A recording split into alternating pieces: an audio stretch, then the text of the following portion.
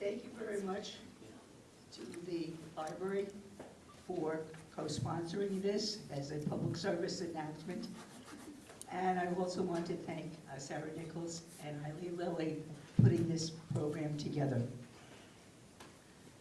Welcome to the League of Women Voters Candidate Forum. As I said, it's co-sponsored by the League and Long Beach Public Library. My name is Barbara Epstein. I will be the moderator, and Fran will be our timekeeper. The participants, candidates for Long Beach City Council are in alphabetical order. Brendan P. Finn, Christopher E. Fiumara,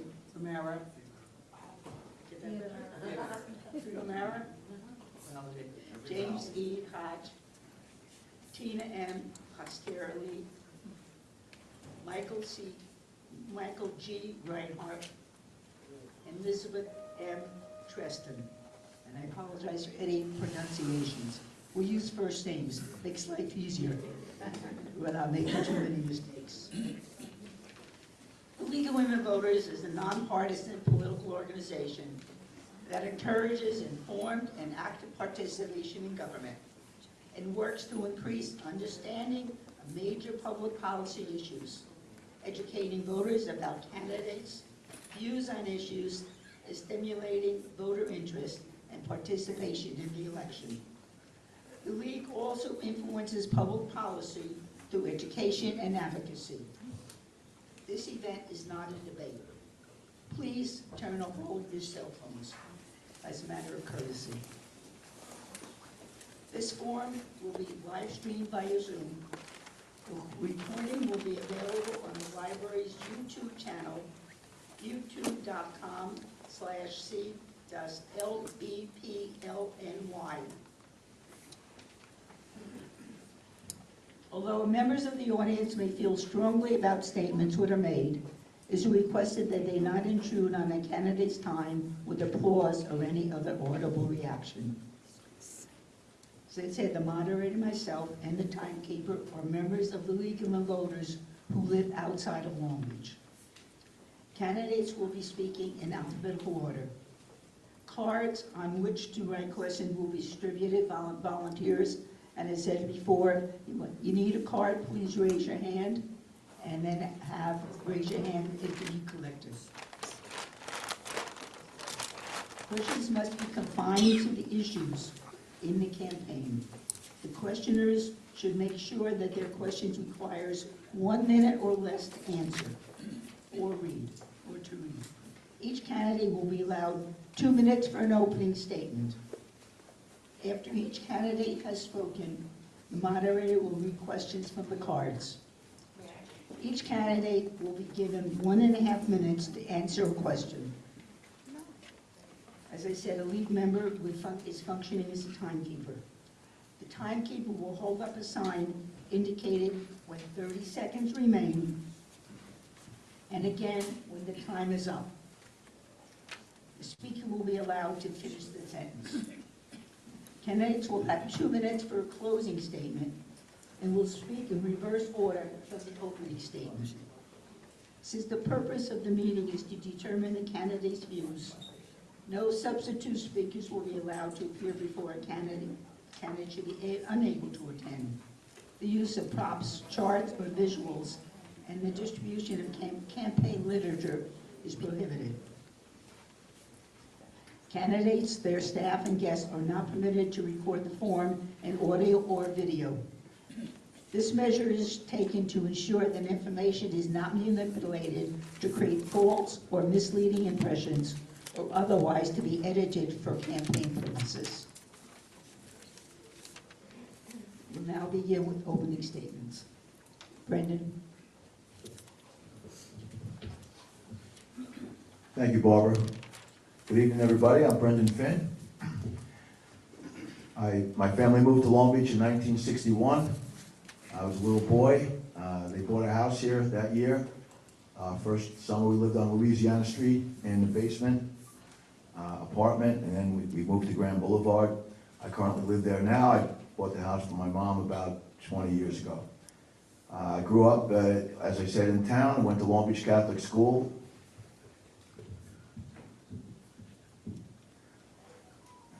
went to Long Beach Catholic School, and I went to Xavier High School, Fordham University in the Bronx. And after college, I came back. I continued my summer job at Monarch Beverage over on Long Beach Road, where I learned a lot about Long Beach. After 5.5 years at Monarch, this thing just keeps going down as I talk. After 5.5 years at Monarch, I joined the NYPD in 1984. Eventually becoming a detective. I worked in the, I'm proudest of the Firearms Task Force, 5 years in the Firearms Task Force, interdicting guns and taking guns off the streets of New York.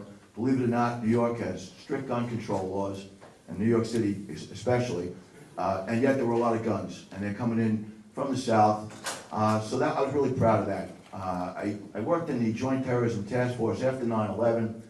I am very proud of that as well, because I was very fortunate to be involved in two big terrorism cases and testified in a federal terrorism trial in which a guy was conspiring to blow up the Brooklyn Bridge. The other trial was a wannabe jihadist who was trying to start a camp up in Long Island, believe it or not. And we ended up getting a guy from Florida who was running guns back to the Middle East. After I got out of the police department, I retired in 2004. I began teaching at John Jay College of Criminal Justice over on 10th Avenue. And that's where I have to stop now. So here I am. Okay, thanks. I'm also a private investigator. And, well, I don't have enough time to say that. Christopher? Hello, I want to say hello to all the Long Beach residents that are here, the candidates, the current council, the council members that are in the audience, and thank you for the League of Women Voters for hosting us tonight. My name is Chris Fiumara. I lived in Long Beach for about 25 years. I spent my summers here as a child with my family. My wife has been in Long Beach resident since her family immigrated here when she was 9 years old. I'm a proud father of a 16-year-old daughter. I guess the best way to describe myself is I'm an entrepreneur. I started my own business at the age of 23 from scratch with the help of nobody. Once I sold that business, I moved on to buying distressed businesses and rehabbing them into successful ones. I've had the pleasure to serve as the CEO for 3 companies. And in my career, I have had and still manage a budget that exceeds 9 figures with ensuring year-over-year growth, positive work environment for all my employees. I'm involved in several charitable organizations, both locally and nationally. I am running for city council out of my love for the city of Long Beach, not for a political party, not to further a political career.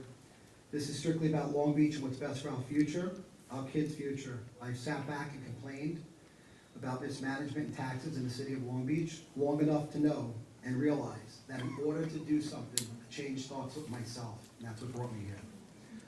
I look forward to applying my knowledge of what I've done in my career and what I've done to build my own business, and now use that for the city of Long Beach, and to ensure that the residents of Long Beach have a proper and qualified city council to run this great city. Thank you. Thank you. James? Just wanted to stand up right here while I introduce myself. I'm James E. Hodge, as you see there. I think I'm on this a little bit. No, you're good now.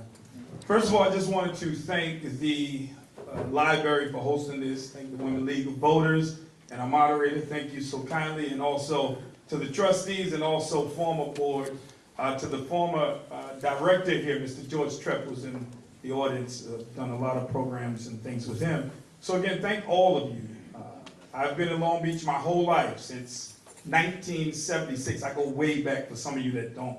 You know, I go way back to 76. I am super excited for this opportunity that I have been blessed with. I am running because I care about Long Beach deeply. I worked for the city of Long Beach for over 23 years. I served on the Long Beach Civil Service for 23 years. I was a vice pack chair, and also I was a shop steward. Fighting for other workers. Before that, I started my first job with the city of Long Beach in 1989 in the highway department.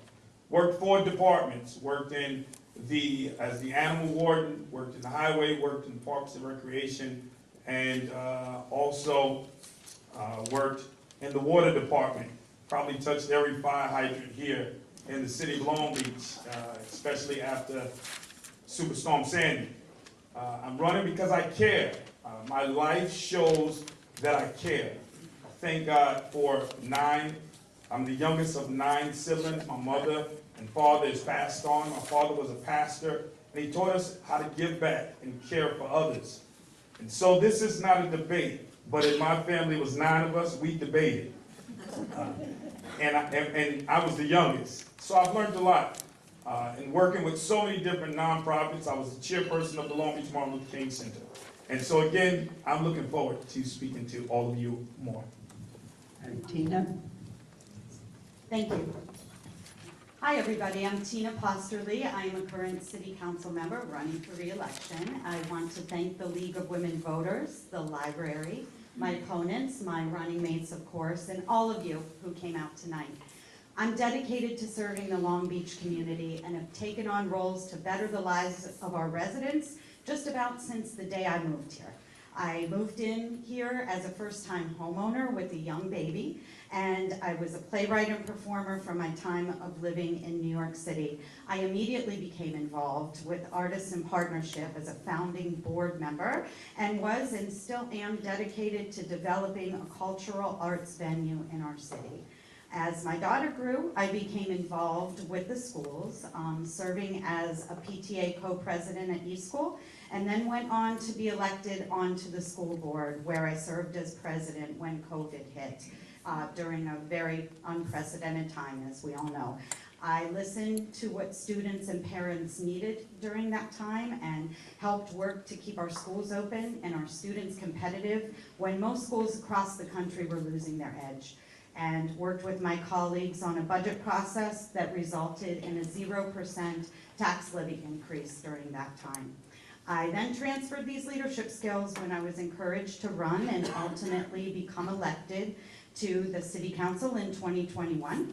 I'm dedicated to continuing to make Long Beach financially sound and seeing through the infrastructure investments we've made. I also am the mother of an amazing 22-year-old daughter who just graduated college, and I want to make this town and the city affordable for her, our young people, ourselves, and am dedicated to doing so.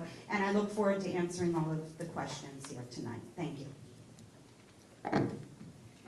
Michael? Do a little,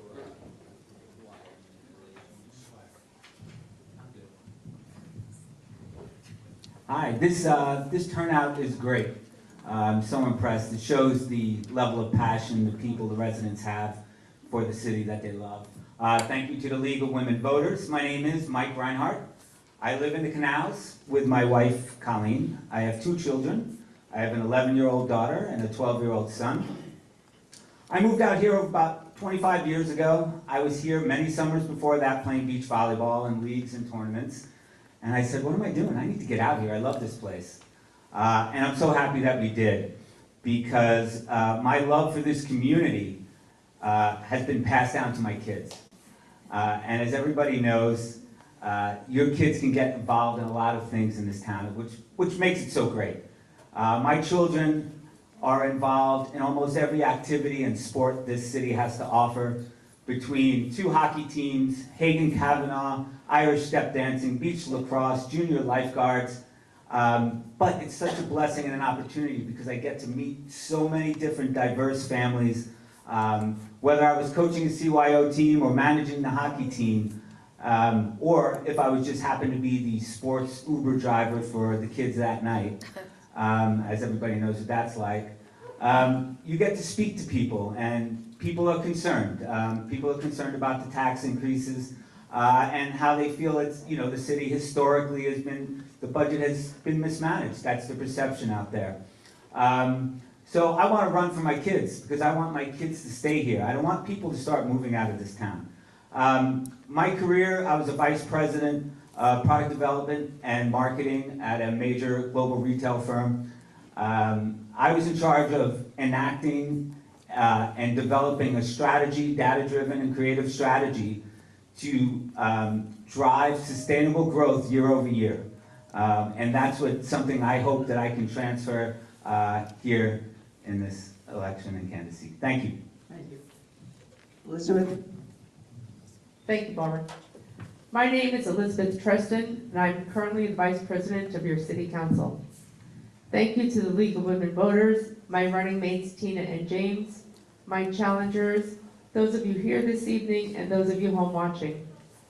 I had to get involved in city meetings almost 25 years ago when I was denied access to basic services. I literally could not get into City Hall and other facilities. These were not political issues. They were human issues that were not being addressed.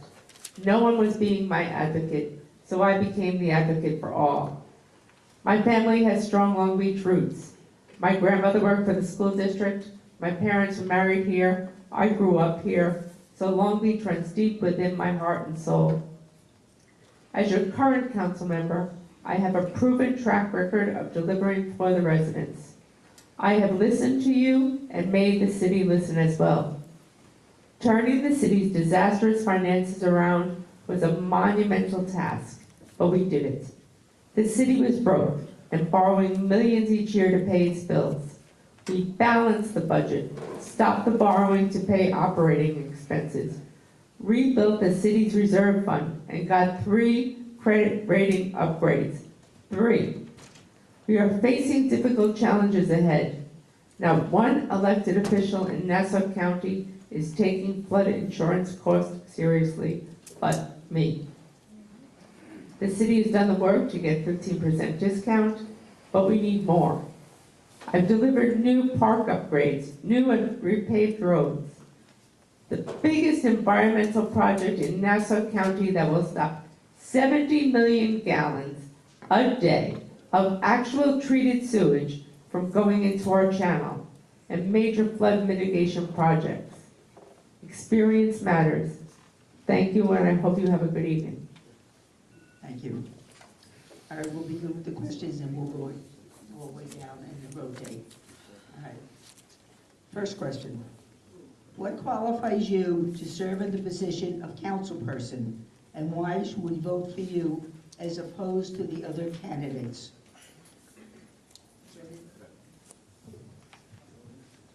Thank you. What qualifies me? Beyond living in this town from just about my whole life and loving this town, I've watched as the problems have mounted, and I feel that I have solutions to these problems because I have a history here and I've watched things over the years, how they fall apart, how they get put back together, and I think that I can bring a little historical reference and a little hometown common sense to what we haven't been seeing lately. I worked as an investigator, I still work as one, and I feel I have an analytical mind that I can see when there's a problem and I can identify it and come up with a solution. I want to run for this. I run for this position because I'm looking at the tax problems right now, the increase in taxes. These are things that we have to take care of. So I feel I'm qualified to do this because I can identify the problems and find solutions. Thank you.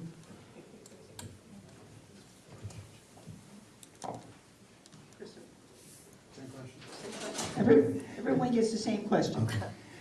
So I think like, just like business, the city, in a way, is a business. You have financial aspects, you have the management and balance of people, a lot of personalities, a lot of departments, and a lot of people who feel they don't have a voice.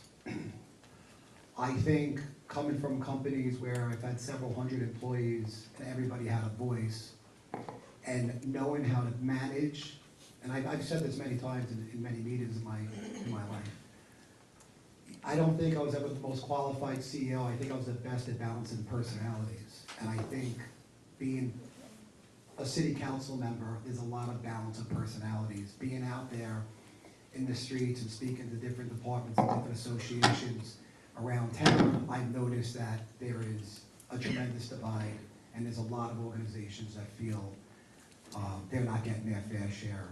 And when you have a divide within management, it falls on the residents. I think I have vast experience of doing just the opposite of that. Thank you. James? Thank you for the question. Why do I feel unqualified? Thank you for the question. Because I believe I'm the best candidate to run. Not just because I believe that, but because I've been here and worked in this city pretty much my whole life. Started off at 13 years old in the Youth and Family Service in the Rent-A-Kid program, where seniors would call and they needed help with different things. And Pat McCormick and Colleen Dodge, Silver at the time, would send me running to the East End, West End, or maybe John White and the Project Challenge. I would have jobs to do down there.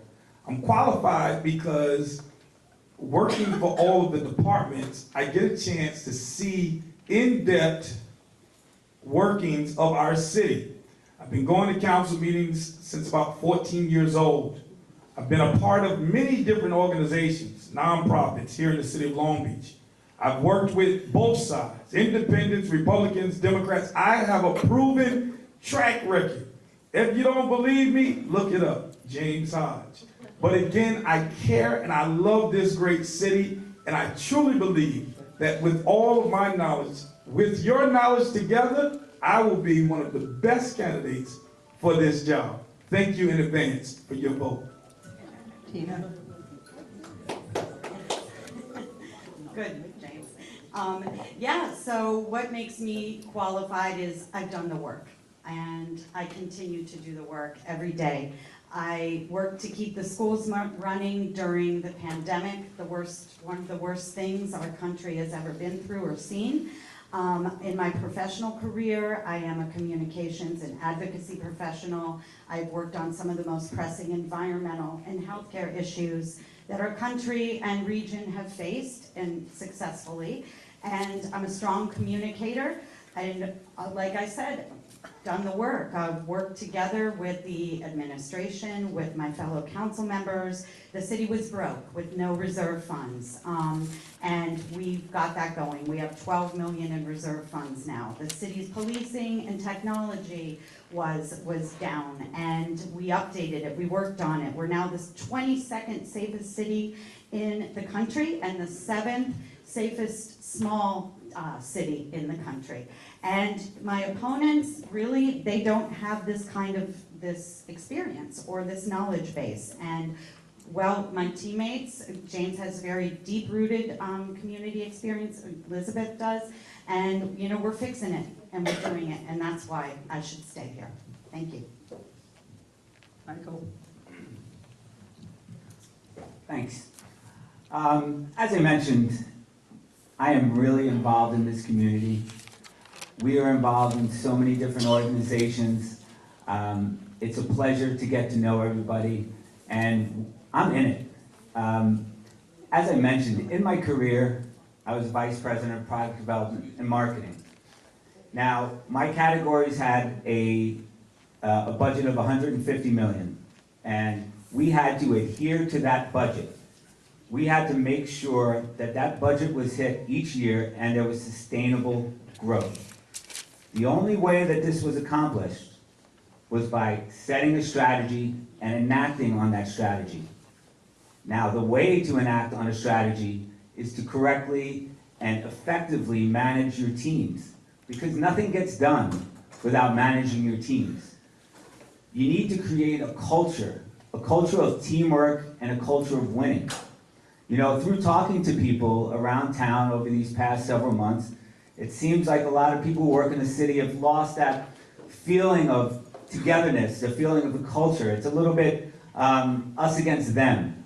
That's something I feel that I can really bring to the table and try to bring that back to the city and have us all pulling in the same direction. Elizabeth? Thank you for asking the question. I am running for re-election, and people are asking, why? Because the work is not done. This will be I'm coming into the 4th year, and we have done a tremendous amount of work in a short amount of time. My challengers are talking about prior administrations, and I could not agree with them 100%.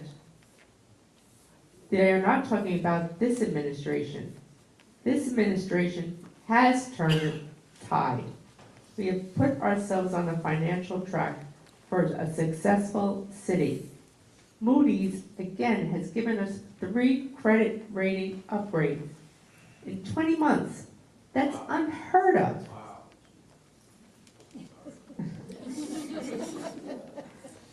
So again, I want to be able to continue the work. I want to be able to do the things that you want to have, and I see my time is up, so thank you. 30 seconds. I'm good. Thank you.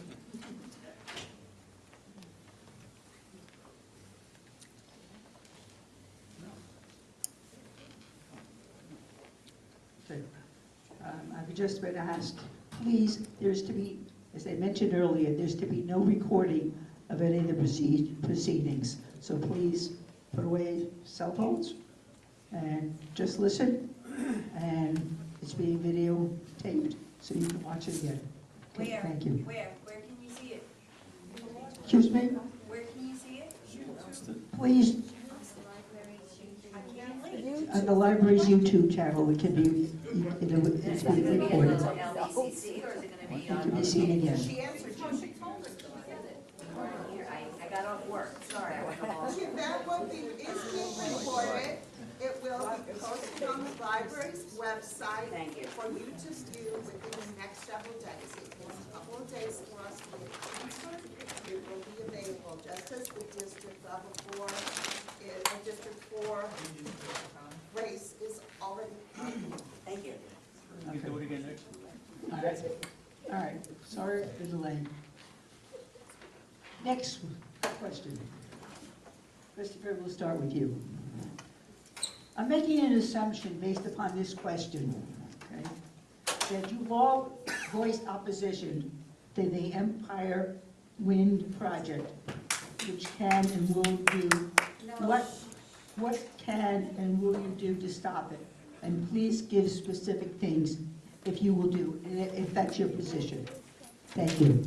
Christopher? So our position from day one, there's been a lack of transparency with Equinor to the residents of Long Beach. And as we know, the current council has flip-flopped 4 times on this with, specific dates where we can go into in their position.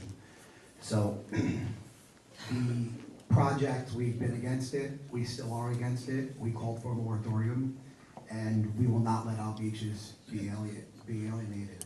We'll do everything we could at the local level to stop that from happening until the public speaks about it. And the public has all the proper answers and transparency they need. And for those who were at the last Equinor meeting, the nighttime session, you saw it was Equinor telling us how good it was for us. But then when the chance for us to speak, they said there was no time. This isn't a city that takes things force-fed. And that's my position on it. James? Well, I always think that any major thing that's going to happen in our city, that we are spokespersons and voices for the community. Whether you are for it or against it, I truly believe that it should always be public sessions with pros and cons where the community can clearly hear, and then there's a decision made with the community. I have voiced I think the current council know how I truly feel about the line, just like the gas line that's going through Riverside Boulevard. I spoke out about that a lot. And again, we need to do something, but with doing it smart and doing it with experts that can bring all of the information to all of the residents together. And I believe forums should be had in City Hall where the whole community can come. The City Council has voiced their opinion out against it several different times. And again, so I would do whatever I can to continue fighting on behalf of the community and fighting for the wishes of the community with proper knowledge and information on any project, not just that. Thank you very much. Tina? Yes, so we have done our due diligence and we heard the community, we heard the residents. We did research, we listened, we hired counsel and engineering firms to do the analysis on alternative routes. And we have come out and opposed the high voltage transmission line and the whole project actually. And we sent a letter to Governor Hochul on July the 17th, speaking out against the project, saying that we vehemently opposed it. And at the Article 7 hearing that the PSC held in our community, we spoke up again and we voiced our concerns and said we opposed it. We don't want the cables coming through here at all. And we now just sent on this past Friday another letter to the governor urging her to veto the parkland alienation bill, and on the basis that the council would reject the project anyway. We wanted to retain the control. We still want to retain the control, and the project is not right for our city, and the transmission lines should not come through our parkland. So we're stating that parkland alienation shouldn't even be a consideration. That is our position. We have opposed the project. Michael? So this Equinor project was off the rails from the start. No one wanted cables running through the most densely populated area on Long Island. This never made sense, especially when other potential bidders cited this as a reason not to go forward with Long Beach. Unlike the current administration, we've only taken one position on this. We asked for a moratorium right away. We are opposed to Equinor projects, emphatically. We will do everything in our power as elected officials to advocate and oppose, to continue to oppose this project. We'll continue to work with our congressmen and our state senators who've been doing a great job leading the way on that. And now through this process, elected officials, people running, everybody likes, we all pat ourselves on the back, but the true people that led the fight on this were the residents in Long Beach, and that needs to be called out. They're speaking against a corporation with no regard for the community that it looked to exploit. So thank you to the residents for really taking up the charge. Elizabeth? Thank you for the question. Let me just clarify some things about the city council. Is that we did not flip-flop. We... You did. Like, really with that? Yeah, seriously. Really? There was an announcement about that earlier, whether she was here or not. 4 times she's done this. Yeah, nobody wants to hear that. We came here to listen. I hear that. If that's the case, everyone should do it. Excuse me. All right. Please let her answer the question. Please refrain from any comments. It's my responsibility as an elected official to listen to all the residents. Equinor was not a good neighbor. As Tina has mentioned, the city council wrote letters to the governor expressing our concern about the project. We did hire outside counsel. We are also pro-renewable, but any developer that ever comes to Long Beach must be pro-Long Beach and treat this city like a partner. You can trust us because we've done the right thing, we've done the work, we've listened, we went to the PSC hearings. I've made sure that any resident that wanted to be part of the Article 7 process was able to do so. Thank you. Brendan? Thank you for the question. I'll say this, it took a very long time for the current city council to get on board and oppose this thing. When it started out in March, luckily there were residents paying attention and they got involved and they pushed the issue. But in the beginning, the council, they did flip-flop. And there are many letters, and they're on record, going back and forth. So I have to wonder if perhaps this was going to be a done deal and it was going to sneak under the under the cover of night. I've been opposed to this thing since the inception. I stood on the boardwalk and I asked Todd Kaminsky and Kathleen Rice questions about the windmills and all the different things. There weren't many answers. Okay, we find out that they're gonna run cables under our beach and through our streets. That's no good for Long Beach, and everybody should have known that right from the start. I'm afraid they didn't. Okay, with that said, Equinor still wants to do that. I spoke at the last Article 7 conference, and I said, Long Beach should not be green guinea pigs. Yes, this is green energy, and I'm in favor of green energy. I'm very much in favor of green energy, but I don't think it should be implemented at the peril of Long Beach residents, the health of our children, and I think the City Council could have gone on board much earlier. Thank you. Thank you. Next question. James, start with you. How would you commit to making Long Beach a more equitable city for people of all races and backgrounds? Would you make sure diversity, equity, and inclusion is a guiding principle in the decisions you make as a Long Beach City Council member? Yeah, I believe I would.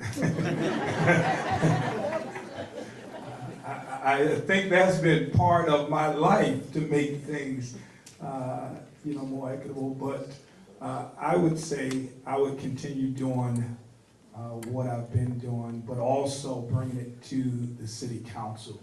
How can we work together on any aspect? How can we bring things and make things even more diversify things even more? How can we hear from everybody's voices?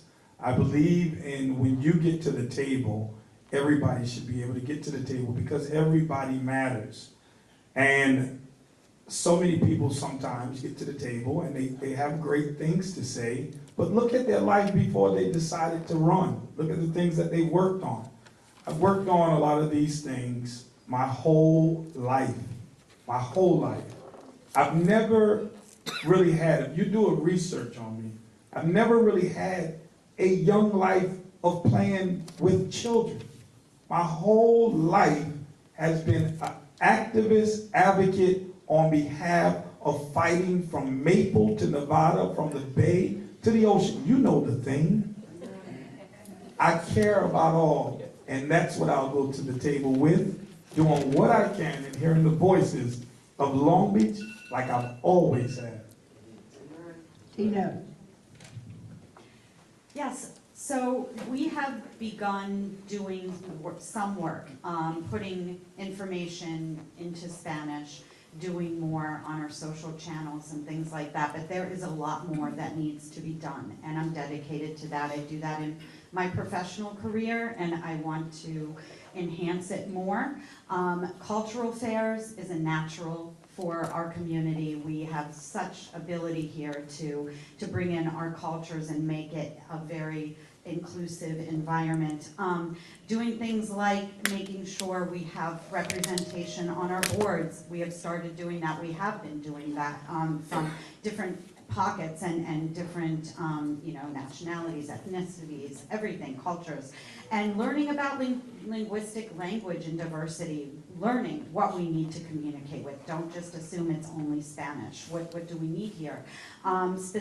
Just identifying specific challenges and opportunities in different communities and areas that we could be addressing, like ensuring our policies are inclusive, doing regular outreach. There's a lot more to be done. Promoting business, minority-owned, people of color businesses on our socials and enhancing them within our chamber. There's a lot to be done, and I want to do it.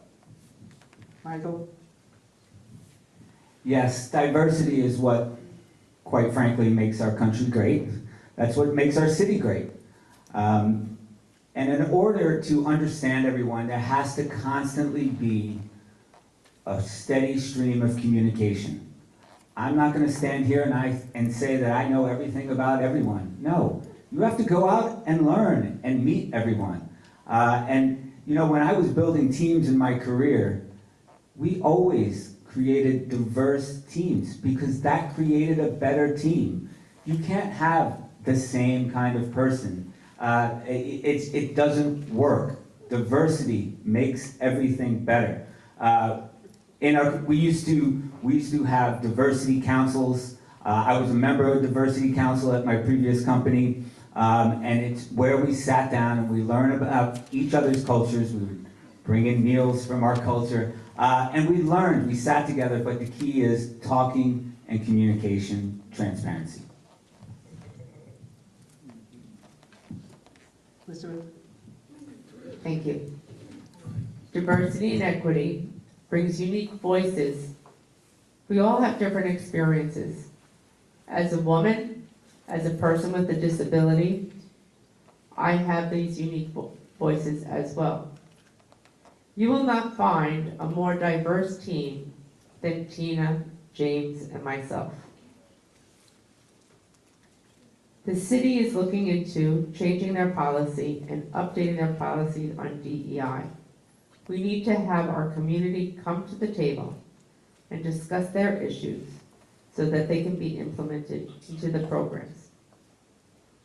You okay? Thank you. Thank you. Brendan? Thank you for the question. As a police officer for 20 years in New York City, I spent my time protecting people, making sure they were safe, and essentially protecting the fact that people got the chance to do things they wanted to do and live. In the police department, believe it or not, I was the EEO coordinator for my squad, which of course dealt with diversity. And New York City is a diverse place. America is diversity, and diversity is what makes America great. You're right, Mike. And I think Long Beach has a great diverse population. I think we have to provide opportunities and access for everyone in this town, to obviously schools, to recreation, and to the various things that Long Beach offers. The beach park, everything. And as a Long Beach resident, and if I get on the council, I'm gonna see to it that everybody gets a fair shot at what they deserve, and that's access to everything. Thanks. Christopher? So in my professional career, many companies I've worked on and been the CEO of, as a current, we started a program within our company where we have people who work at a call centers in Columbia. We started a program there that's a social pact that we train many people there. We donated, tremendous amount of money to those communities that are underprivileged, and we sponsor trips for them to the United States. We have a program here in our office in New York where we are sponsoring a certain percentage of our workforce to be people of color and diversity, and it's been a very successful program.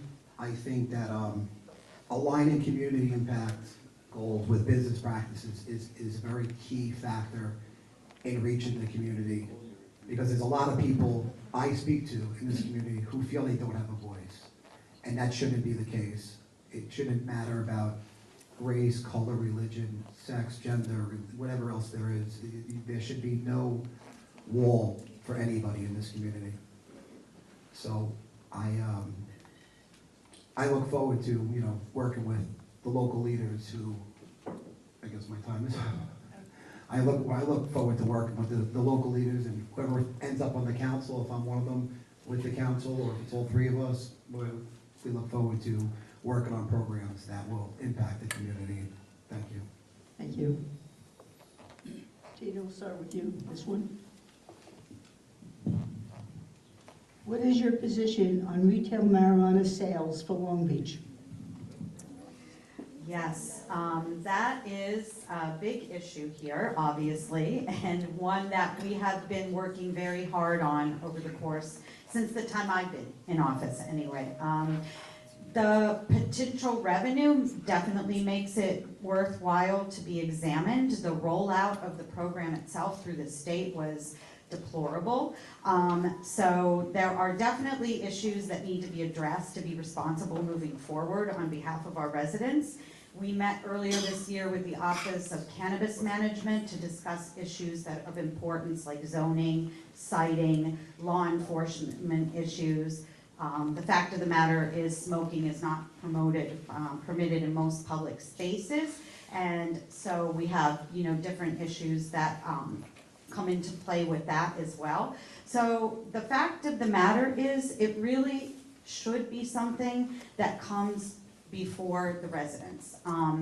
And the MRT, as we were saying, has done a deplorable job of rolling that out. And there is more coming in regard to having people have their say in their community, as well as we want the opportunity to examine more revenue streams and how that works in other communities nearby that are doing it. So it's we are looking at it very closely. We'd love to have it as a revenue stream, but we want to do it responsibly and in line with all the residents and in the best way.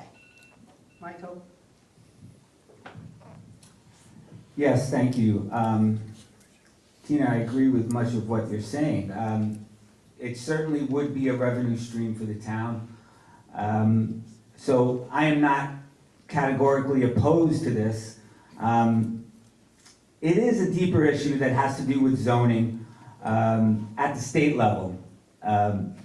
We need to look at the town of Babylon right now. They opted in, but declared a moratorium because they were unsure of how the state could preempt their zoning.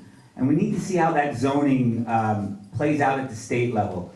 Because obviously yes, it's a revenue stream, but to be the first community in the area to have it, I feel like, there needs to be some more guardrails.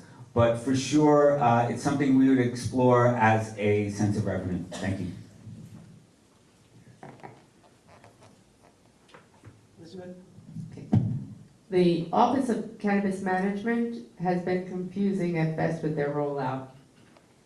I voted to opt out of retail sales of marijuana because currently our zoning, which is archaic and antiquated, would not allow a proper facility. Once a municipality opted in, as the state law is written, you cannot opt out. When the city looks at its future, we cannot dismiss the revenue that can contribute significantly to our tax base. The marijuana industry creates jobs, providing employment opportunities, and stimulates economic growth. We also opted out and will continue to press the state to bring back the vote so it becomes your decision. It shouldn't be left up to 5 people. I continue to press the state and the Office of Cannabis Management to reverse their decision so that you will be able to say, yes, we want to have that. Thank you. Brendan? Thank you. I don't know if Liz is advocating for a referendum on it. I will say what Tina said, that the rollout was deplorable. I agree with the sentiment, maybe not the word deplorable, but it was not a good rollout. With that said, do we want the revenue in Long Beach? Yes, we want revenue. But do we want it at any cost? I don't think so. And I think that we need a lot more information. Once again, as I said with Equinor, maybe I didn't say it, but nobody knows what the EMFs are going to do under the ground, and we don't want to be the guinea pigs. Well, once again, with the marijuana sales, if it's going to impact our city negatively, if it's going to affect our children, then I think that we need to have a lot more information before we make a decision. I'm open to what the citizens want, but I think we're going to probably go to school on a couple of places, and as Mike said, Babylon is one of them. So as of right now, I have to say I'm agnostic. Christopher? So I think this is one of the issues tonight we're going to all agree on, it seems like. So to echo what Mike said and Brendan said, obviously we're running as a team and we've talked about this in detail. And to echo what they said and to even what Tina said, I agree with her as well. The rollout has been confusing, to say the least. And Babylon has been the whatever barometer that everybody's looking to right now to see what happens there. Even if they opened, there is zoning that the state can implement right now and just basically, put that person out of business. It's a very confusing roadmap to navigate right now. So, not categorically against anything that brings in revenue, but there is definitely no room for us to be the guinea pigs for something that the state doesn't even have a proper grip on at this point. James? Thank you. I believe that it's too great of a decision for 5 council members who's on the council just to make a decision alone. I always will go back to the residents with getting full knowledge of whatever it is, because you have great people that can give a great presentation of why it's good and why it's bad. Look at the Supreme Court. Why it's good and why it's bad. They're in the same level. So I always say that our residents should be able to come into the people's house, which is City Hall, and hear the pros and cons. Yes, revenue for the city. We need revenue to hold taxes. Taxes not go up. There's 3 unions and percentage increases in the union, and we want to take care of our unions. We have to get in revenue. I think I heard something last time about outsourcing jobs to Columbia. That scares me to think that, because I'm a union man.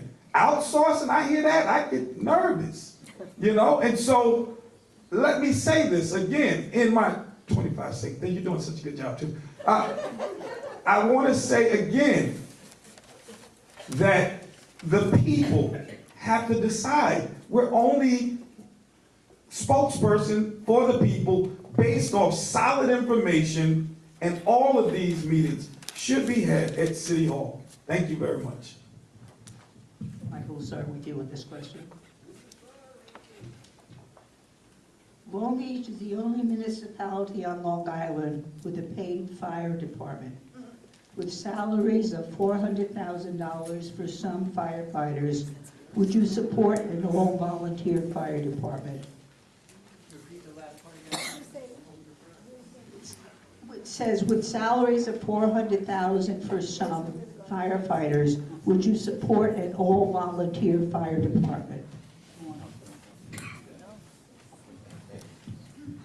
Thank you for the question.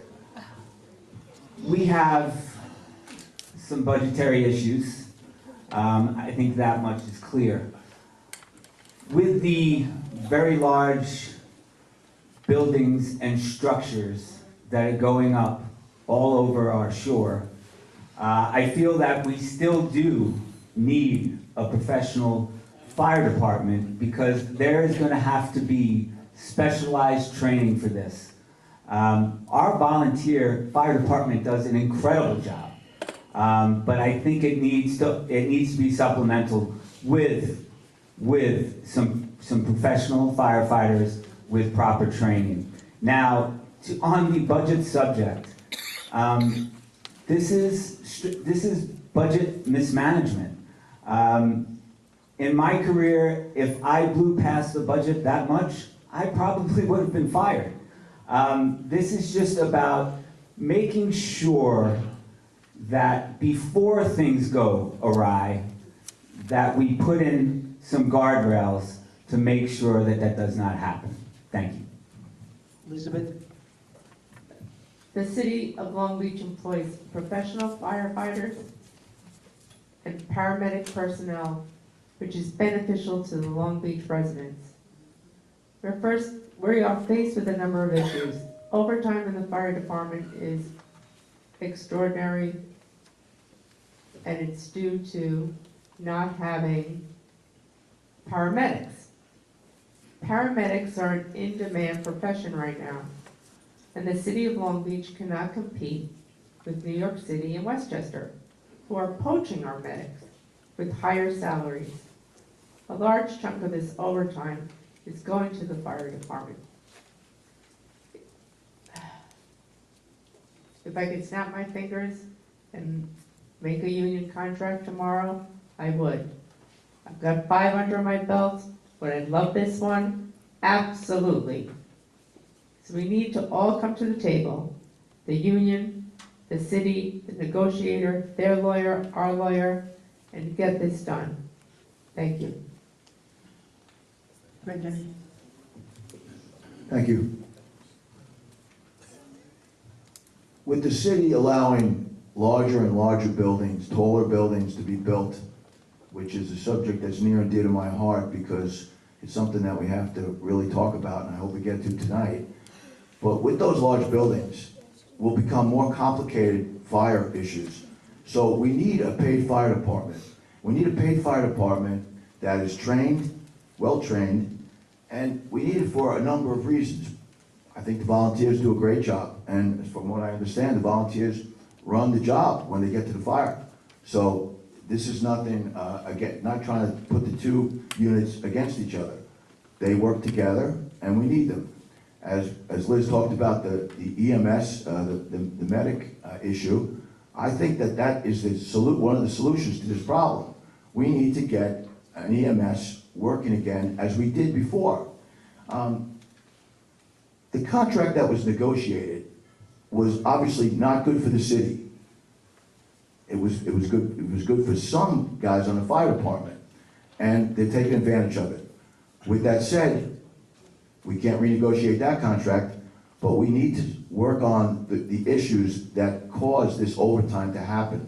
If you manage a company, as Mike said, you've got to manage the overtime. Effective management is the hallmark of good government, and it's not happening, and it's going to happen. If we get in and we work hard with the fire department, we can solve this problem.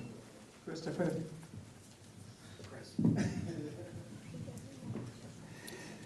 So just before I touch on this point, I just want to make it clear, as we talked about outsourcing. Outsourcing is when you send jobs out of the country to save money. What I did with my company, James, was I started an equity inclusion program that trains people in some of the most underprivileged parts of the world that cost us money to do, to bring them here to America on work visas, to go back to that country for a better life. So I just want to clarify that before I answer about the fire department. With all the buildings and high-rises going up, it's imperative that we have a strong fire department. Is there something wrong? Absolutely. I mean, and just to be clear, it's not a salary of $400,000. That's nobody's salary. That's what they're getting with overtime, which means there is no control or throttle on overtime and nobody managing that. If somebody in the private sector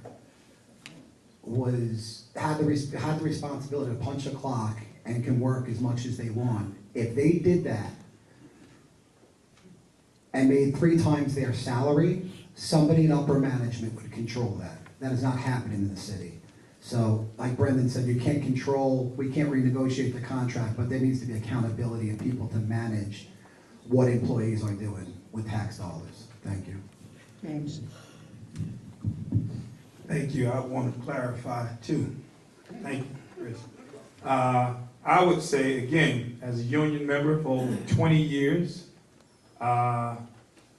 when you have an opportunity to give jobs here, whether it's in a poor area outside of this country, whatever you're doing, if it can be done here, if it can be done in Long Beach, when I hear about jobs leaving outside, when it's something that possibly could be done here and more people could have jobs, I always think about that.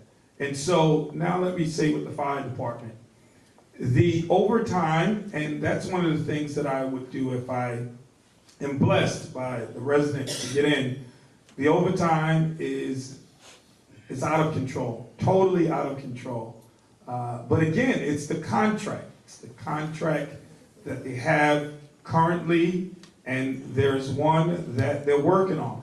If I am blessed to be in, that's something that would be dealt with immediately. There are currently attorneys looking at it, but I believe that we can come to the table and work it out. I think that all of them, we said we have to have trained, we have the most trained fire department in the country, all of them, paid, volunteer, but again, the overtime is out of control and it needs to be dealt with. There's no one, and I want to say it, there's no one that should be making almost $300,000 or $400,000 in overtime. But again, it's based on the contract, and it's not the guys. It is the contract that's going on right now. Tina? Yes, I have always been an advocate and still am for both paid and volunteer fire departments. We are in far too precarious of a situation here not to have both, and it's what contributes to saving lives and our excellent response. Liz touched on the pandemic issue, which explains a lot of the overtime problem, and yes, there's an overspending problem, but negotiating contracts is something this administration happens to be excellent at. We've negotiated new contracts with the PBA, the first one in nearly 20 years, the Commanding Officers Association, the first ever, lifeguards, lifeguard officers, and first time ever for CSEA part-time employees. And I know we can get this done too. Now, my opponents up here tonight will try to sell you on a tax freeze, but what that means is laying off essential personnel, and it will impact our quality of life in Long Beach negatively. Thank you. Thank you. Ms. Elizabeth, we'll start with you on this question. Oh, I was gonna say, I just answered that.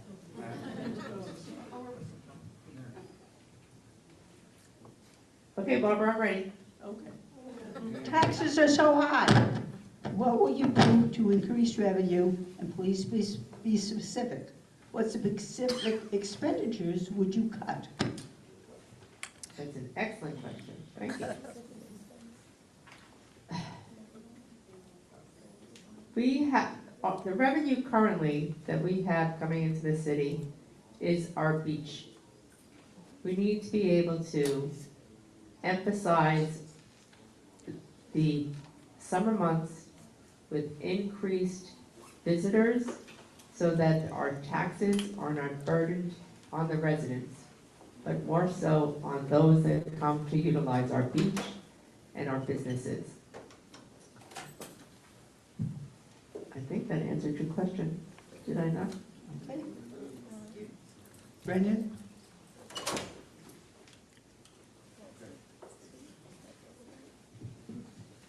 What does that guy say on the, was it the Daily News, the taxes are too damn high? Something like that. The rent's too damn high. Well, I'm gonna apply it to taxes, okay? I think everybody in Long Beach feels the same way. What do we do about it? Well, the first thing we have to do is we have to manage government more effectively. I think I just said that in the last answer. Maybe that's the answer for every question sometimes. More effective management will free up some money in the budget. I guess we need a budget that is more effective as well. We need to generate revenue. I agree with Liz. The beach park could be a great revenue generator. I don't think it is right now. In fact, I'm pretty sure it's not. But with effective management, once again, it can be.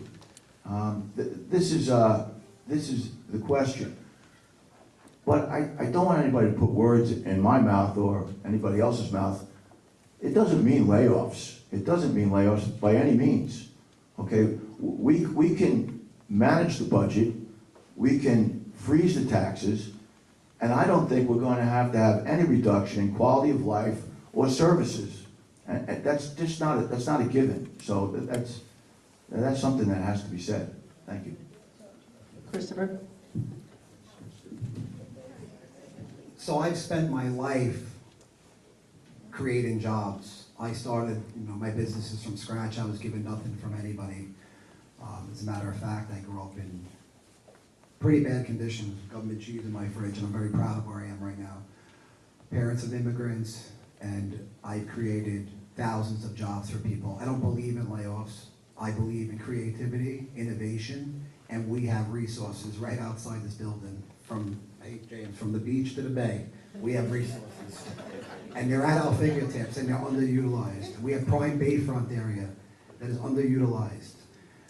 There will be no layoffs, and I say that pretty confidently because I know I have the experience to create.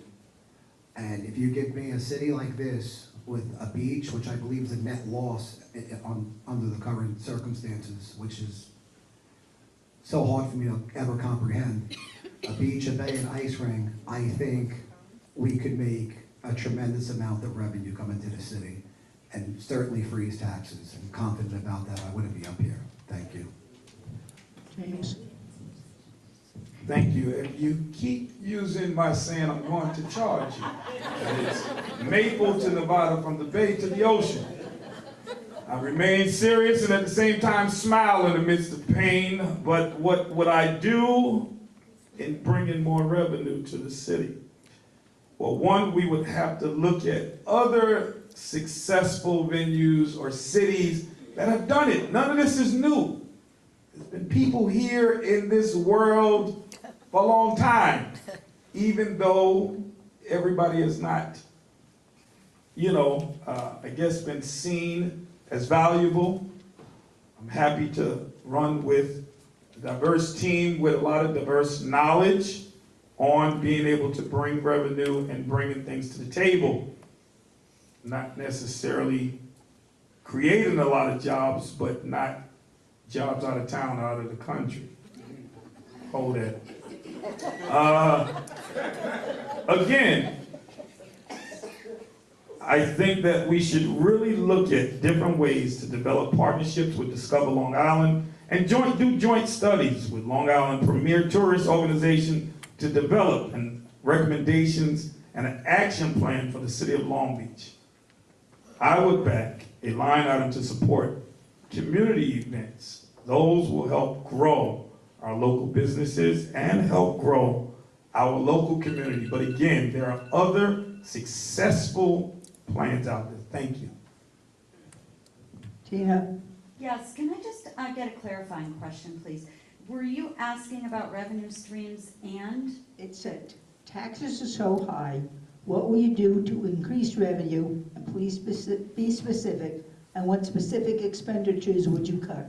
Okay, thank you. Well, this administration is continuing to right-size years of fiscal mismanagement. This past budget cycle, we worked diligently for weeks with city administration, department heads, and we did public work sessions, took input from residents to work together to get a tax increase that was down to 9.97%. That is including or only because of the Haberman tax increase. It would have been a 0% operational tax increase without the Haberman settlement, which I might add we were the first administration to ever do anything about. So going forward, one thing that we absolutely need to start doing is develop multi-year budget plans. This would help us to anticipate future needs and allocate resources effectively. So God forbid something like another pandemic hits, we are covered. We're starting to do that. We're heading in a very good direction with that planning. Revenue streams. Different things one thing that I'm exploring that I think could be great, I'm working with a resident on Airbnb taxes and registrations that is successful in another state, that they're creating demand for, and that they get occupancy tax, they get registration fees, and they create a demand with it. So that's one thing other than operationally, continuing to cut the waste and plan. Michael? Thank you. For too long, when this city has needed money, the residents have had to foot the bill. It's always, let's raise taxes, let's increase fees, let's write more tickets. Let's adhere to the budget. There are many revenue streams, and as Brendan touched upon, there are underutilized assets that we have here in the city. Some low-hanging fruit. An ice arena, a rec center. That ice arena, it's very rare to have an ice arena on Long Island. We want to restore that to the point where it actually makes revenue. There was a time where it actually did. How about restoring the inside of it so we can host hockey tournaments on the weekend? Hundreds and hundreds of families come to hockey tournaments. And you know what you do in between games? You go out into the community, you explore, it brings visitors, they shop, they go to restaurants. And actually, restoring the ice arena would be a good idea for our kids. We don't have a movie theater right now, so they can go, go skating and maybe have a pretzel and buy a Coke at a snack bar. That doesn't exist right now. But yes, we would like to explore the bayfront between the railroad and Monroe. There's untapped revenue streams there. We need a more dynamic marketing presence. Marketing presence is essential. We want to bring visitors in. We want them to spend money here. Thank you. Thank you. I think we'll start again. Many Long Beach residents are required to have flood insurance. Flood insurance policy are now being priced under the Risk 2.0 system.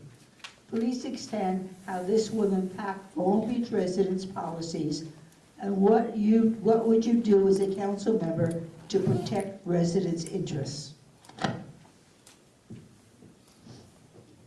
Thank you for the question. Pretty complex question, I might add. I'd like to do a little clarification as well. We have endured 4 years of a cumulative tax increase, okay, of close to 30%. That has to be put up there, okay? That's one clarification. The other one is, I'm also a union member, 35 years in a union. So I believe in unions and I believe in union workers. So I don't want anybody to get the idea that I'm anti-union or looking to cut jobs. Now I'll try to answer this question, which is a difficult one for me to answer because I'm not an insurance broker. And I realize that we have to have flood insurance because of what happened with Sandy, what happens here all the time. So we need the flood insurance, and I personally would have to explore, if I was a member of the council, what we can do to somehow mitigate these costs that are really gonna probably hurt so many of us, and already have actually. I mean, my own flood insurance is pretty tough to deal with. And I would say that we need to talk with these insurance companies. The question is, are they going to listen? So this is something that would have to be dealt with. Which was talking to me. This is something that would have to be dealt with through the council. Through the council. But we need some negotiation, and we need some negotiating leverage, and I'm just wondering how much we would have in that situation. Christopher? Thank you. Unfortunately, in New York State, it's my understanding that if you hold a mortgage, the bank requires you to have flood insurance. And as everybody has seen with insurance rates in general, nevertheless flood insurance, I know people pay in excess of $6,000 per year for flood insurance. Unfortunately, the state has sided with protecting the banks. And I think Ms. Treston mentioned earlier that she's one of the few people now working on flood insurance, which I commend her for, because it is a major problem. I mean, us as council members, the reality is we would have to work with senators and the congressmen to get money out of Albany and some sort of subsidy to offset the flood insurance rates, because I believe mine in the last year has gone up $1,200. I only know that because I got the bill I think on Monday, and I was a little outraged about it. So it's something that we would have to work with the state and pressure the state, because like taxes, they will price you out of the town and out of the place you live. So something does need to be done about it. Thank you. James? Thank you. On this one, I would refer all of the extensive knowledge to the expert of Liz Treston, who has been working very diligently on this. And I believe she 20% discounts. But I would refer that knowledge to her because this is something she's been working on. And going to the state, that would be no problem. I'll go to the White House, I'll go to the governor. Everybody already know. I will go to any extent on behalf of the city, the greatest city in our country. So it does not matter, again, who we would have to go to. I would go, again, to the Senate, the Assembly, The state Senate, the Congress, well, they're a little dysfunctional right now, so hopefully they'll get a speaker. But we'll go where we have to go to, where someone can make a decision that would help us out. Thank you very much. Tina? Yes, like James, I will refer all of the specific insurance questions to my colleague, Vice President Treston. But what I will say is the work that we have been doing on to protect this city from climate disasters and flooding since Sandy will certainly help and go a long way toward that. Things like major flood control projects in the West End, the bulkheading, the catch basins, the pumps, and beginning the North Shore Critical Infrastructure Project with $39 million in state funding to do that, which benefits the North Park and West Home areas directly, and then upgrades to our tide flex valves, which prevents the bay from flooding the streets out. And you know, these upgrades have come from grants, and they've not cost Long Beach taxpayers a penny. And we are safer and better prepared to weather another extreme weather event like Sandy than ever before. So we've worked diligently to secure this grant money, and these are protections that I believe will help to mitigate these costs going forward. Michael? Thank you. Yes, flood mitigation and infrastructure in our town is paramount. I'd like to applaud our CSEA workers too for their tireless work to help with this. Through the past several months, we've really created some great synergy and partnerships with our congressmen and our state senators who work tirelessly, as many of you know. So we would really lean on them to help us to make sure that the residents of Long Beach and their concerns are heard and addressed by them. Tina touched on a point where, yes, we need to aggressively pursue grants for this. I know currently, you know, a lot of this pursuing of the grants and going after federal money falls on the shoulders of really one person at times. If we get in, we would really want to create a dynamic team to really pursue aggressively grants to help our community. Thank you. Elizabeth? Well, I want to first thank you everyone for thinking that I am the expert. So I actually am the expert. I am a member of, again, of Nassau County, one of two, the New York State floodplain manager. This is a serious issue. FEMA Risk 2.0 is going to cost every single one of us that owns a home, that owns a business, a lot of money. No one, and I emphasize this again, no one is paying attention. Our Congress people, our federal government are leaving the South Shore in disarray. Our flood insurance is going to skyrocket. If you do not get behind me and give me your deck pages so that I can bring them to Anthony Desposito and say, we are paying way too much money. We are covering the cost of Louisiana, Mississippi, Delaware, and it's not fair. Thank you. All right, next question, Christopher. Start with you. What is your plan to increase affordable housing in the city of Long Beach? Where would you suggest it be located? So, affordable housing is really a function of the economy. It's, you know, it's taxes. Affordable housing right now in Long Beach is not affordable for even the middle class. So, with 30% tax hikes in 4 years, I don't see seniors, young people, middle class being able to afford to live here, nevertheless to have, an affordable housing project.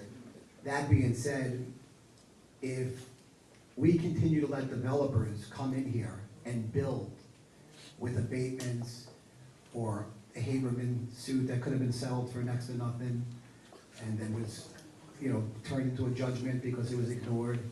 Those developers should have the force of the people of Long Beach to be held accountable to put a certain percentage of units in these new buildings they build to be affordable housing, and affordable housing by scale, not Ingle Bergman at $7,000 an apartment and affordable housing is $4,000. It doesn't work.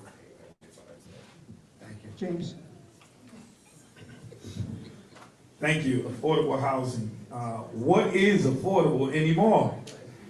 The AMI may not be the AMI in Long Beach. That's in Nassau County, area medium income. We speak about where would we do it, and we speak about the area of the bayfront from Long Beach Road to the train station. And I think when we think about that, we have to think about smart development, because a lot of development gentrifies people out, and we've had a lot of that before. War Bounds was a great idea, but it knocked some of my friends and family members that was on Chester Street out. Where the bayfront is now, that was Harrison Street. It was a great development idea, but urban renewal knocked a lot of people out. It seemed like urban removal, but that was a whole street knocked out of people. So when we speak about affordable housing, I think that we have to think about, how and what percentage would be affordable workforce housing. And I think there's a lot of plans out there, but it always goes back to what would be best, because so many people that have been lifelong members here are being forced out. And seniors that got their houses that had to get so high built up can't even walk up the stairs in the West End in certain places. It's sad what's going on with seniors and how they're getting pushed out. So we need affordable housing in Long Beach with a smart plan. Thank you. Yeah. Yes, affordable housing, it's an approach that should be a comprehensive formula. With our comprehensive plan that we adopted, and the first time one has been adopted since 2007, we have the opportunity to implement zoning policies to support things like the Auburn by the Sea model, where is like a mixed income community that would include a range of housing options. Things like, that we can start to plan for, that it doesn't have to be located in one part or another of our city, but that we can take a look at different options as we grow and develop in regard to doing something like a model like that, and bringing in people from communities where it's worked, talking with them where it's happened successfully, start talking with those folks, have boards, and start these discussions, because we need to start these discussions now. As well as, work to implement rent control measures, things that keep folks here and in their places. So like I said, it's more of a comprehensive model and approach. Thank you. This question hits home a little bit for me. My mother lived in this town for close to 30 years, and she recently had to move out of town. And I'm hoping that nobody from Lynbrook will watch this, but she really hates Lynbrook. She misses her town. She misses spending time with her grandkids. She misses going on the boardwalk. She just got priced out. And that's the sad reality. The real estate market really dictates this. There's some levers that we can pull. Affordability starts with taxes. We've had a 30% cumulative tax increase over the past 4 years. This does not help that situation. Smart development is key. When developers come in, it used to be that maybe we needed to give them an abatement. I disagree with that. But developers are going to want to come in when we start generating revenue. And when these developers come in, there needs to be a strategy, smart development strategy on, yes, you can develop, but how are you going to help our community? That always has to be the first question. How are you going to help our residents? Thank you. Elizabeth? I just want to thank Tina for highlighting the successful use of mixed-use development, and especially the adoption of the comprehensive plan, which will allow developers and the city to make affordable housing, which is, and I agree with every single one of you, is not affordable anymore. We need to look at mixed-use housing. There's a apartment going up on Park Avenue, which is going to do just that, and we'll have to look and see how successful that will be. And also, just with my 2 seconds, I'll come back to that because it's going to take more than 2 seconds. Thank you. 40. Well, in that case. You want to continue the statement? I'm not a rocket scientist, but I do want to address this 30% figure that's popping about. The current administration took over operational taxes. 3.6% plus 4.87% plus 4.96% plus 0 does not equal 30. Thank you. Brennan? Okay. Thank you. One thing that Long Beach needs, and this will certainly work towards affordable housing, is a planning commission. It's in the city charter to have a planning commission. And it will go a long way towards making sure that the zoning regulations are abided by.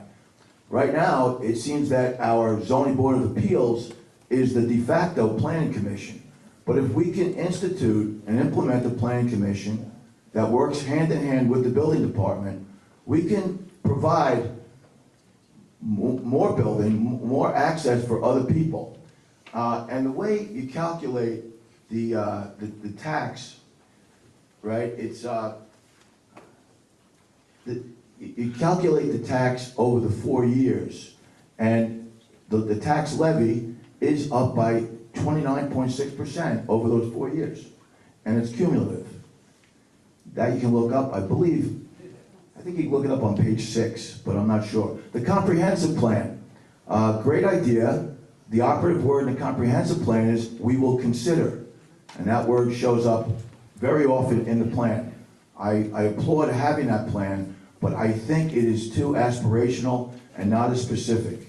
But we can certainly take that plan and become specific with it, and with that, we could find places for affordable housing. We won't have to give abatements, and we won't have these giant projects that cater to the really wealthy, and we need to get some affordable housing for people. Thank you. Thank you. James, start with you on this one. If elected, will you approve alcohol beverages to be sold on the boardwalk next year? If I was elected, well, one, I have never taken a sip of alcohol in my life. That's besides the point. My father was a pastor, and I haven't, that's true. And just so all of you know, and all of you that know me and grew up with me, I have never had a sip of wine or alcohol in my life. I believe, again, we bring it back to City Hall, and we bring it back to the residents. Everything that the city council do, it should be a reflection of what the residents want and what will be best practices, right? Anyone can just say yes, no, make people feel good. But again, I really think that just about everything you do, yes, people are electing you to think on to work on behalf of them, but I believe in bringing everything back, getting the pros and cons on why not. There are establishments about 2 blocks away from the boardwalk that have alcohol. So would it be good or wouldn't it be good? Let the residents speak about this. Also, just back on the last question,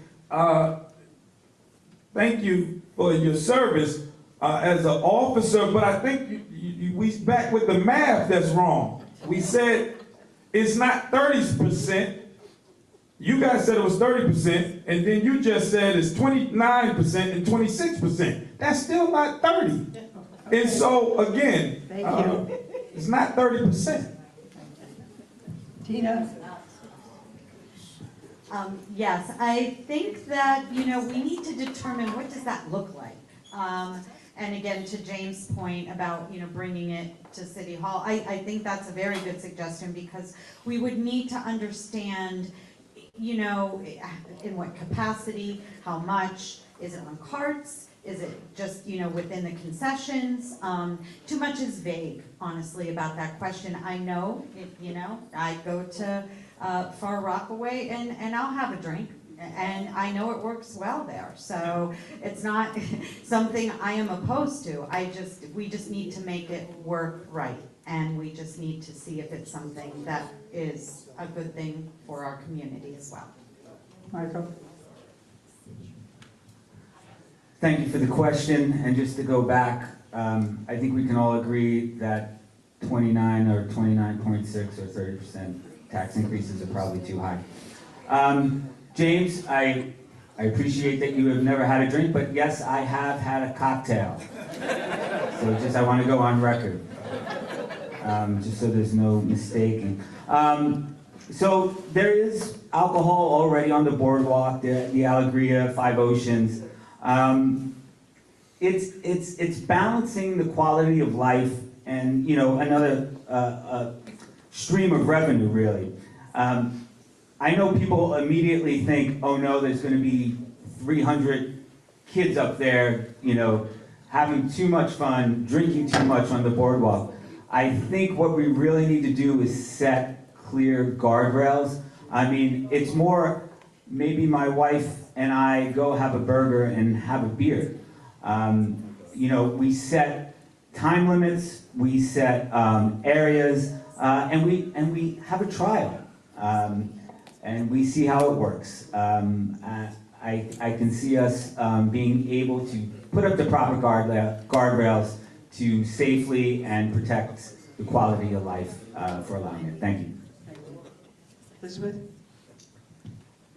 This issue has come up a couple of times.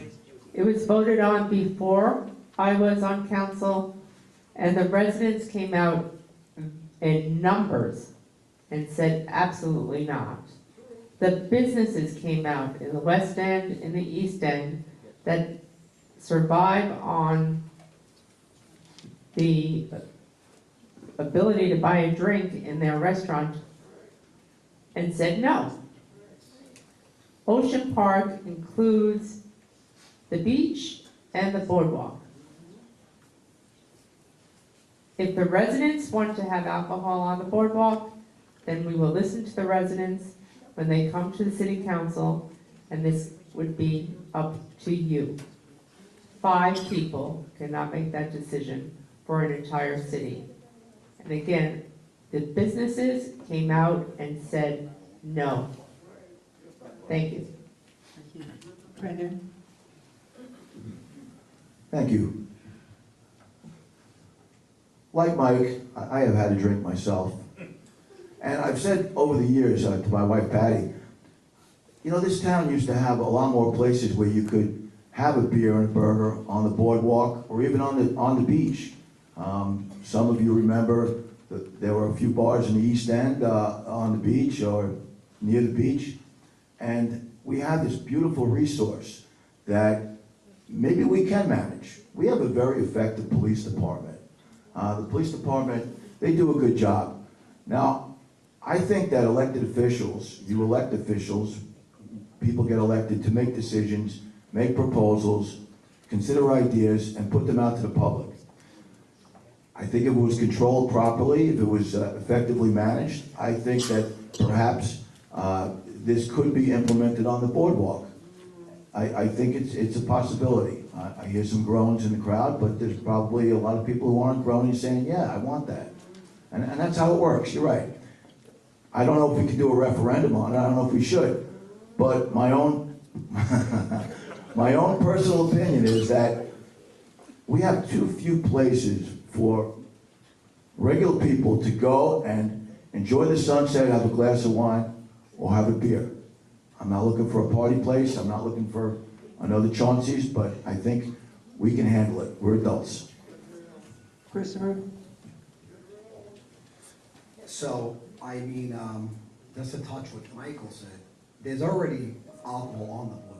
I mean, there's alcohol at Five Oceans, there's alcohol at the Evergreen, there's soon to be alcohol in the new restaurant at the Ingle Berman.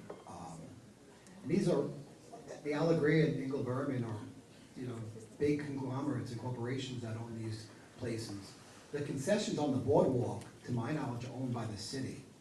So there's a strong argument to consider the fact that if there are a few $100,000 to be made each year for the city of Long Beach to sell alcohol to grown-ups in a controlled environment, I would view it as a pilot program, and I don't know if I'd be totally opposed to it, because I haven't been to a beach town in America, and I've been to many, that you can't get a drink on the boardwalk. I live on I have an apartment on the boardwalk, I don't want people, you know, crowds and children and this and that, but I would imagine anything on the boardwalk that's alcohol is gonna be $15 or $20 per drink. So I don't see people, you know, sitting and having a party there. I think it would be a place to watch sunset or something like that. But again, I think it would have to be ran in a pilot program to see if it works, and if the bars or concessions, whatever they would be called, run concurrent with the SLA, the State Liquor Authority, because if it's out of control, then, you know, the people should have the power to pull the plug. If it's something that's controlled and somebody wants to go enjoy a glass of wine and watch the sunset, you know, God be it. If it could bring a few $100,000 a year into the city, then I'd be all for it if it's controlled. Thank you. So this will be our last question. Tina. West End has a reputation as the party section of town, which impacts residents' quality of life, and some bar owners have a history of not following city rules, resulting in fines and police overtime. Give us your thoughts on how you would balance business interests with residents pertaining to quality of life. Yes, and I know that this is always an ongoing issue, and one, you know, we struggle with. Some are very good actors and work with the residents, and others have had repeated violations. And we do have a great organization in the West End Neighbors Civic Association. I know that the folks there have and do work very diligently to try to keep the area in a good way with the bar owners and the restaurant owners, and have had a lot of success with doing that on behalf of the residents. So continuing relationships like that and working with the folks who live in the community to identify what those issues are, and working one-on-one with the restaurant and bar owners. In a lot of the cases, they have had a lot of success. And I know that from attending several of the meetings where they outlined what they had done, how they spoke, you know, and worked out agreements with the different bar and restaurant owners. Unfortunately, the bad actors, I believe that we need to be a little tougher on enforcement, because there are a lot of really good actors as well, and a lot of folks willing to work with them. Michael? Thank you. Yes, quality of life is paramount, always. We need to be responsible. We need to make sure our bar owners are responsible. There needs to be a partnership with the residents, with the police, with the business owners, but we want people coming to our West End. We want visitors to come in, not just to go to the bars and to the restaurants, but we want them to shop at the stores. We want them to come in, spend money, let's create revenue. The beautification of that area. We should create revenue and make it a little more desirable to come to. We're for visitors. We want people come in, but of course, this all goes hand in hand with a quality of life that must be adhered to, and we so support our police, because sometimes we have visitors come in that, you know, they're not residents of the town, and maybe they take advantage of some situations. So we need to keep that open line of communication clear and to continue to work with all parties. Thank you. Elizabeth? I live in the fine West End of Long Beach. I live right in Bar Central. And I must say that over the past, I'm going to say 10 years with our West End Neighbors Civic Association and our new leadership there, that there has been a quote-unquote a gentleman's agreement with many of the bar owners that they will keep their windows closed after 11 p.m. so the music is not loud. And that's what collaboration between businesses and residents is what works. There are bad actors, and I've been very proud to be part of Ms. Vining's AWARE group. And she and the police department ensure that they send in undercover people to go and check and make sure that the bar owners and the establishments are following the rules. And if you get caught, then you should be punished. Thank you. Brennan? You saved the best question for last, didn't you, Barbara? As someone who, I lived in the West End many years, I totally understand quality of life issues. I understand it from watching the bars operate. I think that the bar owners, the current bar owners in these last 10 years are much more responsive to the needs of the community than they were, let's say, 20, 30 years ago. I think the police department does a very effective job of mitigating, if not controlling very well, the situation. Long Beach is the place that people came to have a good time. And that is hopefully going to continue because, as Mike said, it generates revenue. The bar owners and the restaurant owners in the West End, they pay taxes, and I think they work hard to put out a good product. I commend them for cooperating with the police department. I think that quality of life is paramount. Once again, Mike, you coined a good phrase there, and I agree. So it needs to be controlled, and I think that it's one of the things that's inherent to Long Beach is a seaside community where we have to value the residents, and yet we have to balance it with the quality of life and the entertainment factor. So thanks. Christopher? So I guess this question has some direction in my way. For those who don't know, I own a building in the West End that houses a bar. I've been instrumental, as I think Liz or Tina talked about, the West End Neighbors. I was instrumental in forming an organization a few years back to mitigate.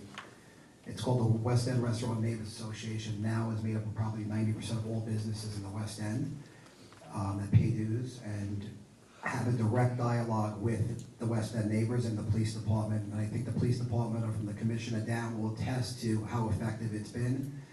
Implementing more security, windows being closed at night, extra security, and policing, the people policing their own selves. There's still bad actors, absolutely. There's always a bad actor, right? But I want people to understand how important the bars and restaurants and businesses are in the West End, because it's a third of our sales tax. It's sales tax in the city. We are the second largest employer next to the city of Long Beach, and for this season alone, did over $562,000 in community donations and through fundraisers and everything else. So there's been tremendous progress, and like I said, the neighbors who have an open dialogue with the other association and the police will all attest to that.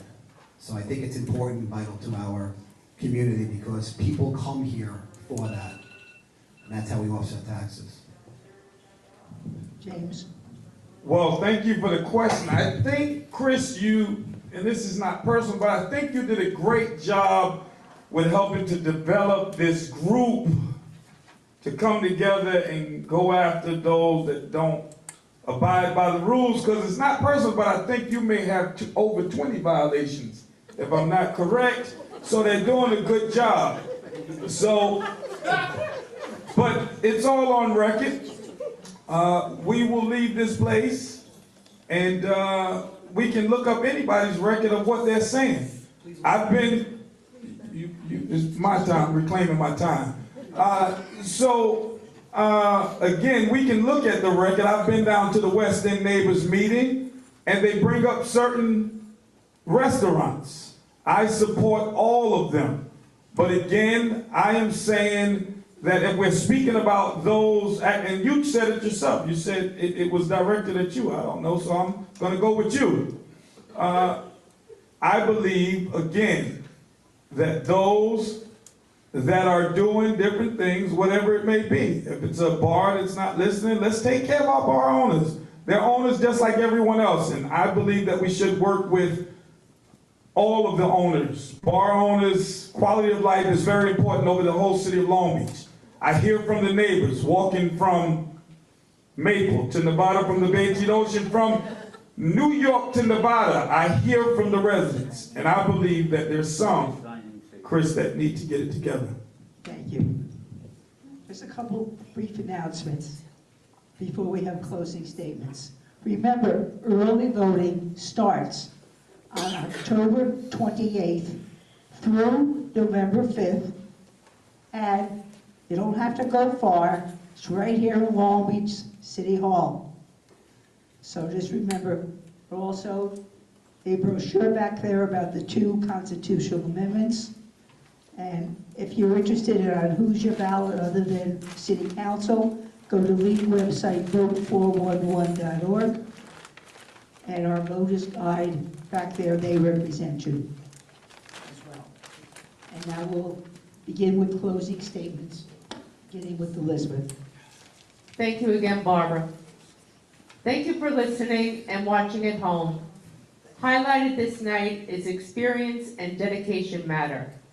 As taxpayers and residents, we could not return to political handshaking and the good buddy system. It does not work. This has become a race of whomever has the most money wins. Looking at the signs and mailers, you can see that they have pulled out all the stops. I may not have the money they do, but at least my campaign is based on truths and facts. I attended city council meetings for years before running for office. I knew the issues and how to deal with them. My challengers cannot say the same. They are backed by a state and national political machine. They are trying to convince you that the city is falling apart and you should replace me, the person with the experience and the record of actually fixing the city's issues.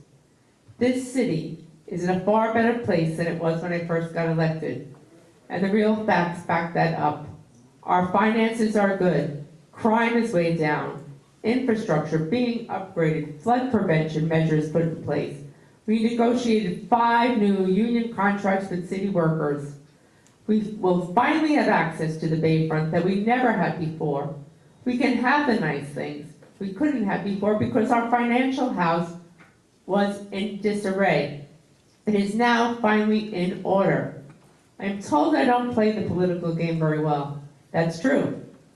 I don't believe that one hand washes the other. I believe in fairness, equality, and I believe in you, the residents of this city. I may be soft-spoken, you won't find me yelling at a podium, but make no mistake, you will find me in the room, at a local business, in my car, on the phone, talking to people, solving the problems, and getting things done without the fanfare. Thank you. Vote November 7th. Thank you. Michael?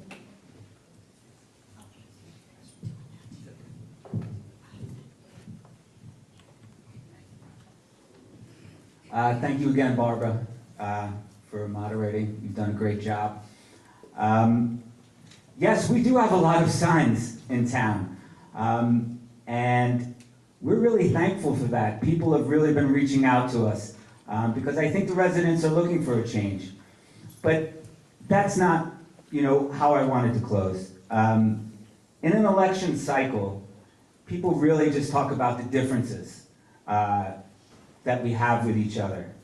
But in reality, our community rallies and helps each other like none other. Look at certain events that we've had over the years to raise money for charities. Michelle O'Neill volleyball tournaments, the Polar Bear Plunge. Just last year, the G2H Foundation, fundraiser at the Ice Arena, the tragic loss of Garen Hagen. The whole community showed up together. We were together. I think I've only missed one Michelle O'Neill tournament. I've held the towel for my wife at several Polar Bear Plunges. Never once at one of these volleyball tournaments did somebody say, oh, you're a Democrat, that ball was out. You're a Republican, no, that was in. We were together. As Republicans, as independents, as Democrats, doesn't matter. At the Polar Bear Plunge, we all freeze our butts off equally. So when the community is all together, we're stronger. You know, a hashtag for our social media is Unite the Beach, and we really believe that. And I've gotten to know these guys I'm running with. No matter what happens, I value the friendship. It's never been me, it's always been we. We want to bring everyone together, but it needs to be done with urgency. This is not a lifetime position. We don't want to kick the can down the road. We want to use political will and energy and get things done. Thank you very much. Thank you. Tina? You know, we've heard a lot lately from my opponents about freezing taxes and math that is just frankly wrong, and all without a plan or understanding about the city's processes and operations, which to me is very concerning. I'd like to leave you all with a snapshot of just some of what we've done. We've turned around and rebuilt the city's finances. We now have around $12 million in a reserve fund for the first time. We've invested over $200 million in infrastructure improvements and new equipment, much of which was funded by grants that the city obtained. We've repaved 60 roads since 2020. In only 3 years, this administration has made massive improvements to the city on all levels and has done so while keeping tax increases below the rate of inflation. Hopefully this forum will help make clear that it would be detrimental to replace people who have fixed our city with people who have no involvement with the city or understanding how it operates. I'm grateful for this opportunity tonight, and I'm asking for your vote for myself and for my running mates who bring with us experience, diversity, and a deep-rooted knowledge of our own community, and our opponents just don't have this background. This is the team that can continue all the good work that has been started. So thank you again to the League of Women Voters, the library for putting this on. It's very important. My running mates, opponents, and importantly, all of you to turn out like this. This has been great. Thank you all, and have a good evening. James? Well, first of all, I want to thank you again for being a great moderator. Thank the Women League of Voters. I think I was a part of every group in the city of Long Beach at one time or another. Membership dues for every group. You can check your records. I think all of the organizations, thank the library director, and just all of those behind the scenes doing the work. Thank all of you for being here. It is very important that we engage, everyone engaged from the East End, the West End. I am honored that you are here, and I appreciate you listening to all of us and giving questions. I'm running on a ticket, but I care, and my life has shown that I care about everybody. Yes, I'm running on the Democratic line. Like Shirley Chisholm said, I wasn't given a seat at the table. I fought for that, and I brought my seat to the table, and I won. I'm looking to win again with my team. Yes, there are some things that we can work on, but when you look at how much have been accomplished, to all of you in the city of Long Beach, yes, there's some people that's not getting along and all of that stuff, but look at the work that has happened. More resilient, building stronger, building smarter. Again, look at the work that is done. Forget the party that you're in. And if you want to think about the party that you're in, think about what's going on in the House right now. Think about it would be easier if Democrats can go to the Senate, the Assembly, to the governor, to the president. I will go to the White House for the city of Long Beach. I've been there already. I'm not talking about what I would do. I've done it. Being in many different organizations, giving my life to the city of Long Beach residents because I care. 2008 Person of the Year, over 40 awards. Sandy, Hero of the Year, Pandemic Hero of the Year. Again, I care. Go to Friends of James Hodge, and I'd love you to vote for me and my team. Christopher. Barbara, thank you. You've done a tremendous job. Thank you to the library, the League of Women Voters, my candidates, also the candidates, my running mates, and the people who are in office currently, my opponents, and whoever else I might have left out. I see some people in the crowd I know.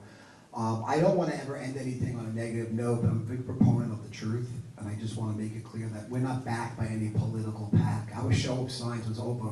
It was a very humbling experience because it's organic. We don't have any big money behind this or any national machine or whatever else was just said that I had no clue about. It was all organic. People coming to us based off our campaign, our message. So I just want to make that clear that it's not the truth. But I don't think there's a person in this room disagree that this is one of the most unique communities. And we have the pleasure of living here. And it's still amazing to me how this community comes together to help one another during distress and bad times. You know, the passion of Long Beach is like no other city I've ever seen. It saddens me to see our quality of life depleted, our recreational programs depleted, our beaches, our events on the beaches, the overdevelopment and mismanagement, the lack of innovation and creativity to drive revenue is the main reason I'm running. And the grim reality that faces all of us right now, young, old, middle class, seniors, whoever you are, is that, you know, next generation, we are going to get taxed out of Long Beach if we continue on this pace. So I ask you to vote not on your political beliefs. As we said, none of us are politicians on this ticket. We're doing this strictly out of the love for Long Beach. Look around at what's important to you when you go home. Think about it. Look at your mortgage statement. These new 10% taxes that were left off that equation before are starting to hit now. Vote for you think who has the qualifications. Vote for the Long Beach you love and remember. Vote for Finn, Fiumara, and Reinhart. Unite the beach. Thank you. Thank you. Brendan? Thank you, Barbara. You've been a wonderful host. I appreciate it. The League of Women Voters, I appreciate that as well. Thank you for having us. Thank you, everybody here who showed up. You care, and so do we. I was hoping we were going to ride the high road out of here tonight, but we're not. I don't think having a lot of signs around town is a sign that we're bad people or we're corrupt people or we're backed by a big machine. I actually didn't call anybody up and ask them to put my sign up. They called me. Regardless of that, we live in a great, beautiful community. I love it. As I walk around and knock on doors and introduce myself to people, I always marvel at the end of the evening as twilight comes, what a great town this is, what a great city it is. With that said, so many people talk to me and say, thank you for running. I'm glad you're running because we need some sort of common sense, we need some semblance of Long Beach back here. People say this to me. I ran because I don't want to be run out of town. The taxes, they're out of control, we need to freeze them. The overdevelopment, we need to moderate it, control it. Beyond that, we have other issues and we have quality of life issues, but it is still a great city. I myself, with Chris and Mike, we intend to bring it even further along. I'm not going to say anything bad about the people that are running against me, who are incumbents, beyond the fact that they're running on their track record. I appreciate what they've done. I think a lot more can be done. We do want to unite this city. We want to put it back together. But I'm grateful when people tell me, thank you for running. And I think that I know that we are going to do a great job and bring this city further along and fix quite a few of the problems that people tell me about as I walk around town. So thank you very much, everybody, for coming out. And please vote for Finn, Fiumara, and Reinhart. Appreciate it. I want to thank all of you for coming in person and watching us online, and wish all the candidates the very best. To remember, November 7th is Election Day, early voting, the 28th to the 5th. I want to congratulate all the candidates. Thank you. Thank you everyone for coming out.